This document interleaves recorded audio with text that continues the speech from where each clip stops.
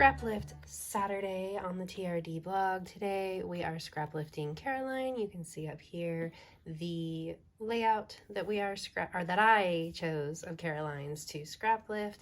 So I've got my photo strips here of this goofy cat. I feel like I always scrapbook Apollo, and the reason that is because Aries is not photogenic. He is the derpiest looking cat on camera, and it is hilarious. And so that is what we're going to be scrapbooking about today. So I'm probably going to mix up Caroline's layout just a little bit. I'm using the Loveless collection because I used the Loveless collection for my last layout of Apollo, or at least my last layout using my stuff of Apollo, so I want to have a matching one. All right, here we go. All right, so I'm definitely getting to a place with this collection where I need to reprint it, which is the beauty and the joy of digital stuff, is that when you are starting to run out, or when you have a favorite paper that you've used to the point where it's gone, you can reprint it. Hooray! But I definitely am getting to the point where I need to reprint this collection because I've used it so much, because I love it so much. So I have very few papers left.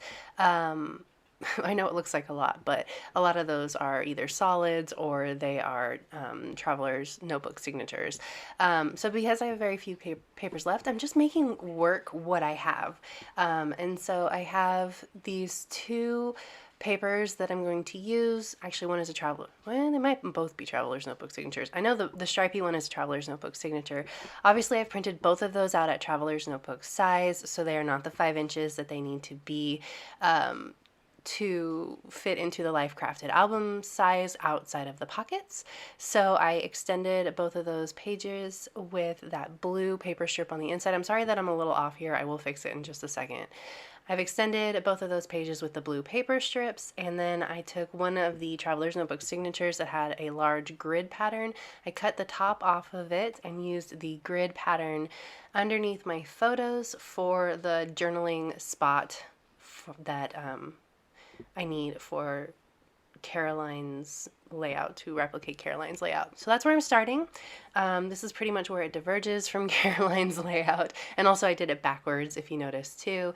The photos are on the left-hand side rather than the right-hand side. But I have that Rolodex card, that mini memory dex card that I made when I was making embellishment clusters last year. So I started with that and that journaling card, and then I have a ton of embellishments pulled to the side that have like words and stuff that I might use, but I'm going to use that I don't care, I love it, because I think that sums up how I feel about his derpy photos. I actually really love them. The thing is that, and in addition to his photos always coming out a little bit goofy compared to Apollo, who is very regal and takes very good photos, is that he's not very, he doesn't do a lot of things that are photographable. Like, he hides a lot, or he sleeps a lot, like in the bedroom, so he's not where I am. So even just having photos of him, or an opportunity to take photos of him, and he was snuggling with me in bed, is rare with Aries. So I'm putting that I don't care, I love it. And then I love that double tapped card too. And for some reason I've never gotten to use it throughout this collection, but I think it's perfect for this page. And then I really wanted to use that love your selfie because I felt like it was funny with like all of these photos where he's not at his best angle. But it just was too much. It didn't work up there the way that I wanted it to, so it's going to end up coming off. And then I'm going to incorporate some of these florals. Of course, I have a ton of hearts over here as well. I'm just kind of trying to use things up and get to the point where I feel good reprinting this collection, because I've used like the majority of what I've printed, so it works out well. Oh, there was no transition there. Everything just kind of moved. That was funny. But there goes that thing. Oh, I wanted to use it, but it wasn't going to work.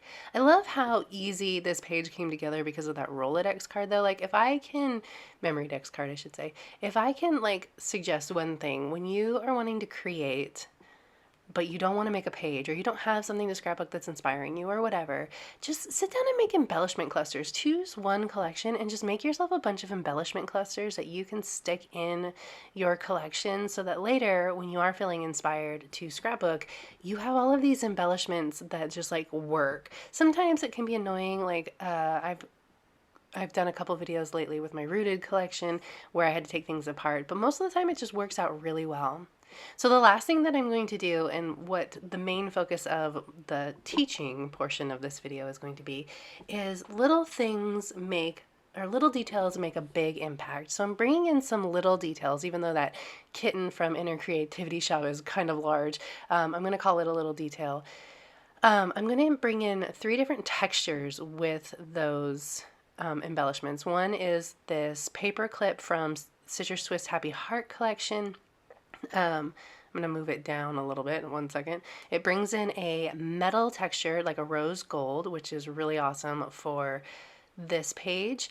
Then I brought in little tiny wood veneer hearts from Freckled Fawn that I'm going to use as well. And then the third texture, of course, that I brought in is going to be that acrylic from that cat from Inner Creativity Shop. So they're all like little things, right? They're not taking up a lot of room on the layout, except for that cat. It's so cute.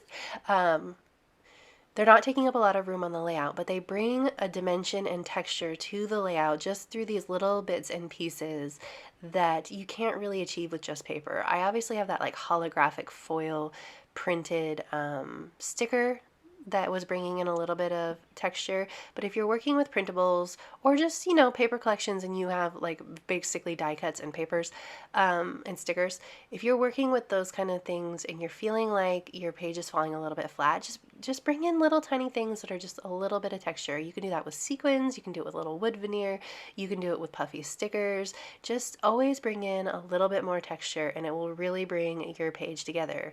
These things by themselves don't make a huge impact, except for that cat, which definitely does, but altogether they make a large impact. Then the last thing I'm going to do, because this is my shout out to Caroline, is I'm going to ink the edges of this page, which I feel like, holy crap, really brought this together. I'm not a big page inker, border inker, but it really worked with this page. You can see on that paper, it already has like sort of scripty brush font thing on there that came with the paper. So adding this gray ink to the outside edge of all of these papers, making it a little bit messy, really added to this layout and made it come together really well. So that is it. Those are my tips for today. If you enjoyed this video, I'd love it if you give it a thumbs up. If you're new here, go ahead and subscribe. I'd love to have you. If you don't already, you can follow me over on Instagram at Traci M. Reed. There is a link in the description box below to the blog post with all of the other scrap lifts of Caroline. All right, thank you.